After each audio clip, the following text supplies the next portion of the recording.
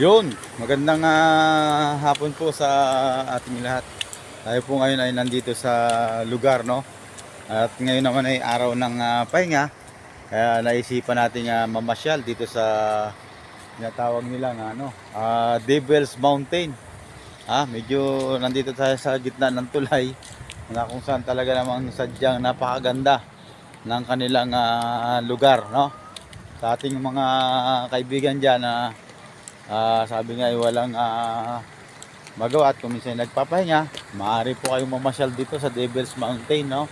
Dito sa San Jose Occidental, Mindoro, at makikita nyo po yung kagandahan ng lugar ng bundok na inyong natatanaw na yan at talagang napakasarap naman pagmasdan, no? At napakaluwag sa ating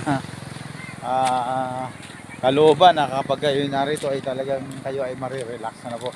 At kung makikita nyo doon sa gitna ng karsada, ayun, ang daming mga nagpapapicture para lang masalayan ang lugar na ito.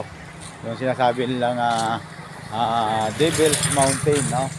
Sa ating mga kaibigan dyan at ika ngay wala namang ginagawa, maraming salamat po sa inyong panunood at pagpalain po ang bawat isa. Ito po si Leo Corpus para sa serbisyong walang katulad. Life is beautiful. I love you all.